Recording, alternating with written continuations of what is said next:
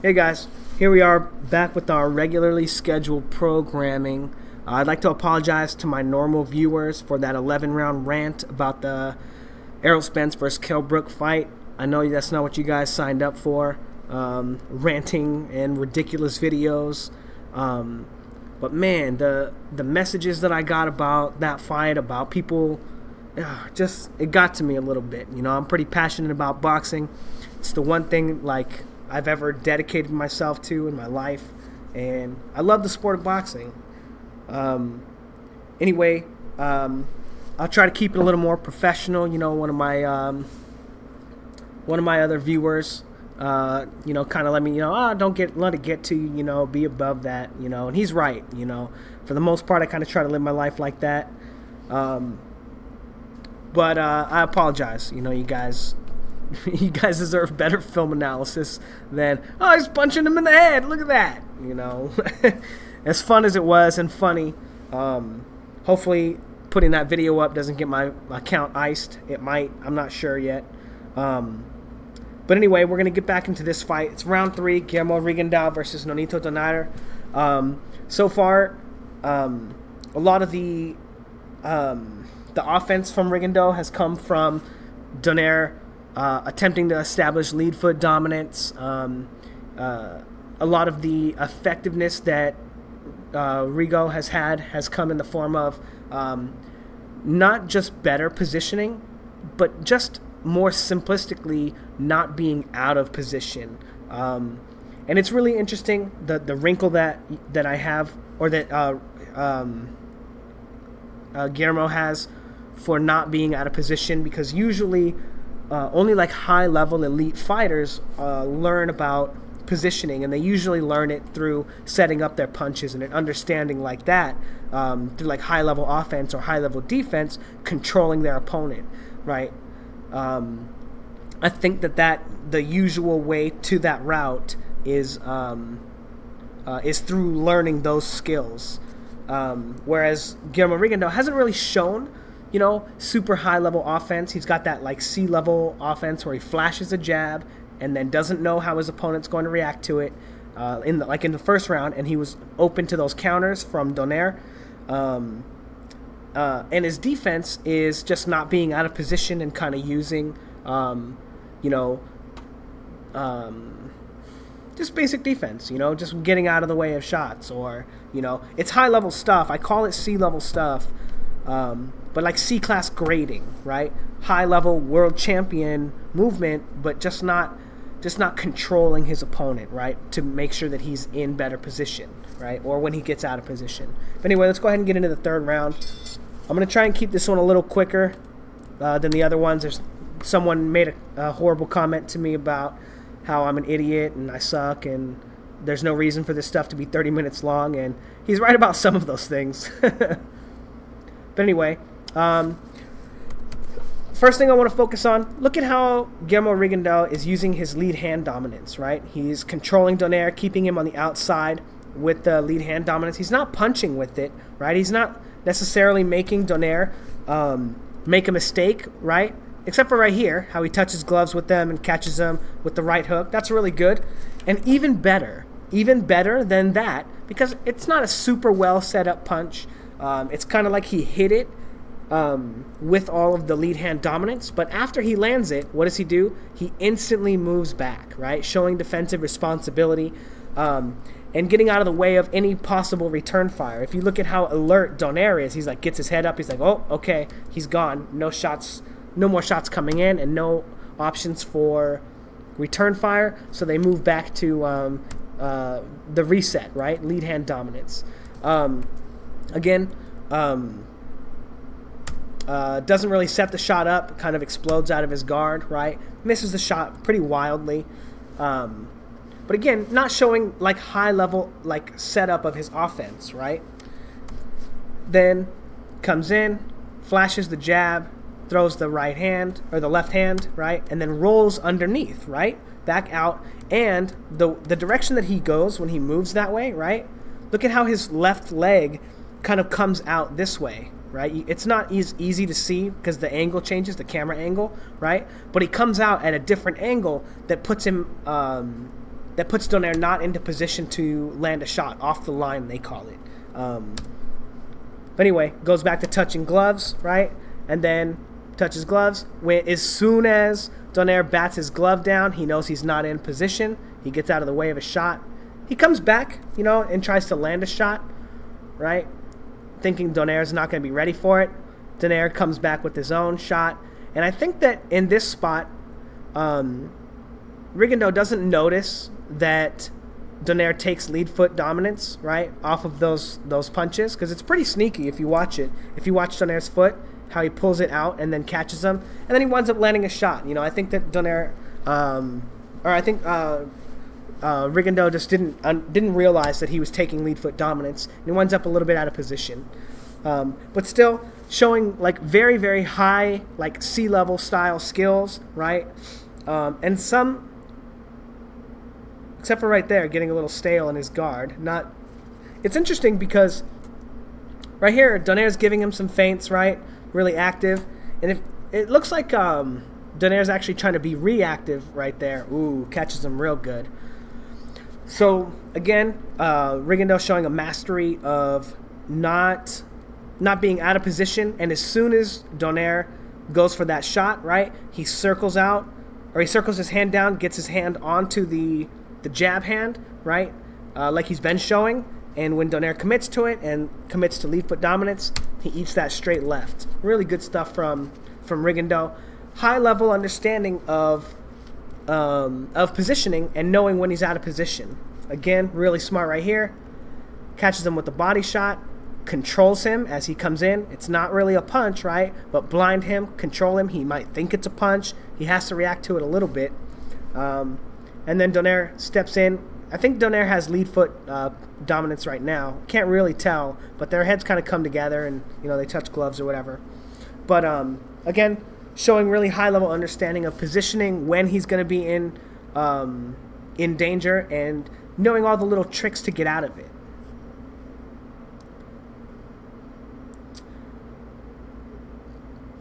Again, same thing, right? Controlling him on the backswing, moving back, control him, gets his arm on it, or gets his hand onto Donaire's hand, and then sets up a counter. Sorry, I just got a text and I'm a little distracted. Alright, back into the fight. Now this is really interesting, right? Because no lead hand dominance. He just puts his hands up, changes guard a little bit as Donaire comes in, makes him miss the shots, but I wonder why he's not controlling him with the jab and keeping him on the outside, right? Is he hoping that Donaire's going to come in and take lead foot dominance so he can catch him with another counter? I'm not sure. Right there, understanding that he's out of position, rolls the shot, and he knows, even before Donaire throws a punch, that he's in bad position, so he moves his head. Donaire misses the shot, and then he pivots out. Right, kind of toying with him a little bit right there. I'm not sure that I would ever toy with Nonito Donaire, in my opinion, but flashes him the jab, right, takes lead foot dominance, throws the straight left hand, right? And what I mean by C-level offense, this is exactly what I mean, right? Not the greatest setup to this punch. He kind of just flashes the jab, right? He doesn't know how Donaire is going to react to it, and throws his shot. Whereas high-level defense, he would flash the jab, make him react, and then throw a shot based on his reaction, right? And then as they're coming out of the little clinch right here, he controls his head, right? That's some high-level stuff. And I'm not sure if he catches him with any shots right there, but showing that after he's out of position, sorry, I'll go back and do it again. He gets on top of him, controls his head. So that's some pretty good stuff, you know. Donaire comes in, and when he goes to control his guard, really smart. Gets his elbow out on top of the second jab, and then ducks, right? He knows he's out of position. He ducks what would be the left hand and takes a shot back as he comes up, right? Takes a step back as he comes up to make sure he doesn't come into line with the right hand. Really smart, really great understanding of when he's out of position, right? Again, Donaire comes in, establishes lead foot dominance, and rather than countering him, he just dips down, rolls around, and pivots out. You know, great understanding of where he is and where his opponent is and when he's in danger, and, you know, really high-level stuff. Guillermo Rigondeaux is a very, very smart and cerebral fighter. You know, I think that term is like very grossly overused, right? He knows when he's in danger and when he's not, but he doesn't always know exactly what to do with that information, I don't think. And it doesn't look like either of those punches land. Maybe the body shot might land. I'm not sure. You can't see from this angle. But again, not really setting the punches up. He kind of just explodes. Boom, boom. Misses the second right hand for sure, even though Jim Lampley says he lands it. Not true. But again, not showing like the highest level of offense, right? Right there, really good. Shoots a jab, misses the jab, and then immediately ducks down, right, as Donaire takes the lead foot dominance off of his own punch, and he pivots out and circles out. So it's just really hard to get Rigondeaux into a position where you can land a punch on him, right? I think he might catch him with that one. I'm not sure, like on the tip of the glove, but it's not like a real punch, right? It's that Erislandy Lara, hope they make a mistake, right? And then you use that timing off that punch to create space and take a different position in the ring, right? And then I think he might, after that, he might land this shot as Donaire. Yeah, he lands this shot as Donaire's taking lead foot dominance on him. And I think he misses that one. But it's the same technique, right? His opponent takes lead foot dominance. He does a 1-2. Now, this is really interesting, right? Remember I was saying just a second ago how he throws the random punch and takes an angle, right? Donaire sees the punch coming. He brings up his guard. But before the punch even gets there, he instantly brings his glove out and tries to counter him, right? Let's take a look at it in slow-mo so you can see, right? So this is where his guard is, right? Donaire throws the shot. Rigondeaux throws the shot. Donaire brings his guard up. But Donaire moves his glove before the punch gets there, so he gets caught. But one thing that you can't really see, we'll go back and look at it again. Look at Rigondeaux's leg, right? He throws the punch and he's moving his leg and then dipping down at the same time because it's not a real punch, right? He's not throwing that punch to hurt Donaire. He's throwing it so that he can create space. Again, understanding that he's not in the greatest position when he gets here in the corner and he needs to create space, so he throws a punch to create space and then rolls out. Really smart, really high level, but not past like C level, I don't think. You know, it is good that he's using that technique to control his opponent and create space, though. Touching. And now this is where things get really weird, right? Now all of a sudden, so he's touching gloves. Nonito Donaire's feint. Wait, let's go back. Sorry. So touching gloves, right? Nonito starts feinting him, and he circles out. And now he's not touching gloves, right? He's not controlling him. And look at Donaire walk in, right? Nonito Donaire just walks in, establishes lead foot dominance, and although he doesn't land that left hook, when Guillermo Rigondeaux moves away, he gets caught with this right hand very cleanly, right? He misses the left hook and then catches him with the right hand, and that's why establishing lead hand dominance is so important, and always having that little hand fighting game is so important. That's one of the things that kind of felled Kell Brook against Errol Spence, is once Errol Spence was able to mitigate Kell Brook's offense by making him pay for every shot that he threw, and Kell Brook didn't know what to do. He couldn't keep Errol Spence off of him, and Errol Spence would just walk in and just start pounding him to the body, kind of like this. But Kell Brook doesn't have the level of defense that Guillermo Rigondeaux has. And I apologize again. I'm not going to bring up that Errol Spence Kell Brook shit anymore. It's over. But anyway. Here he is. Boom. Donaire lands a big shot. So the reason that he lands this left hand, right, is Donaire's on the line right now, and Guillermo Rigondeaux is just getting onto the line, right? As you see, he gets onto the line as Donaire's moving forward, and now he's out of position, and he cracks Guillermo Rigondeaux. So let's watch that again. No control, eats that shot. He's on the line while Rigondeaux is stepping on the line. Now Rigondeaux is on the line, but he can't get away because he just put his other foot down, right? So he has to move his lead foot first. and Donaire is able to catch him with the shot, all because he's not using the hand control all of a sudden, and misses the second shot, and not controlling him again, just kind of lets him walk in, and then catches him maybe with the body shot there, and then catches him with a counter right there, right? Just letting him walk in, boom, and he feints the thing. He feints, Donaire feints, and then Rigondeaux feints him off that feint, and it pauses Donaire, and he catches him with the big shot. Now, one of the things that I think might be happening in that instance, if you go back, whoops, a little too far. If you go back here, I think that Rigondeaux is baiting Donaire, hoping that Donaire will throw a punch, but Donaire is a little bit too smart for that. He is actually a really good fighter. Donaire is a really good fighter, but instead of getting close and giving away position by throwing a punch and putting himself out of position, gives him a feint, gives him another feint, takes another step with his foot, putting Guillermo out of position, and then catches him with that shot, the second shot, because Guillermo Rigondeaux just completely puts himself out of position, right? And I think that the reason he was doing that was so that he was hoping that Donaire would start throwing punches. He could counter him like that and then counter him like that.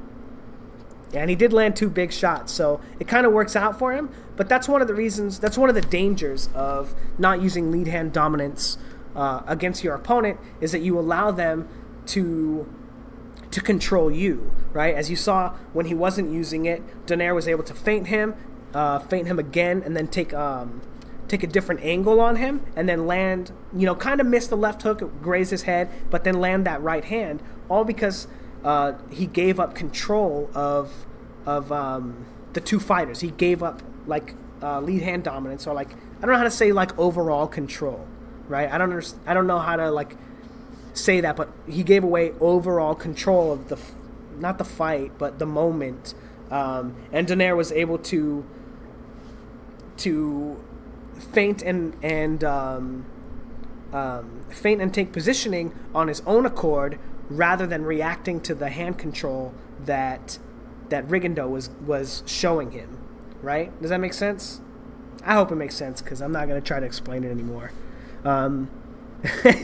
Anyway, I was thinking about doing only one more round of this, and then moving on to Sergey Kovalev versus Andre Ward, breaking down their first fight, and then doing some keys to victories for their upcoming fight too. But I could do some more rounds of this. I personally don't mind Guillermo Rigondeaux's style. Sometimes he's a little slow offensively for me, but for the most part I like watching him. He's a pretty decent fighter. But, is he an A-level fighter so far? No. He hasn't shown that he can set up his offense very well. In spite of the fact that he lands punches, he's not proactive in his game plan for landing them, right? And he's not probing and feinting enough. So, this was probably the best instance of him landing his offense, in my opinion. Not this one right here, where Donaire feints him, right? And then he feints Donaire and makes Donaire pause and then catches him with the shot. That's really high-level stuff, right? But for the most part, his offense is a little bit lacking, and he relies mostly on his opponents making mistakes, right? Like when he would take lead foot dominance, and when Donaire would take lead foot dominance, and Rigo would punch him in the face. Because Donaire probably needs to feint those a little bit, take that lead foot dominance and then move back, or take it and pivot, or take it and use a head movement, or take it and control Rigondeaux's left hand. Do something a little bit different and not just straight up take lead foot dominance with a simple feint. But anyway, like, comment, and subscribe. Let me know what you guys think in the comments. Yeah, thanks guys.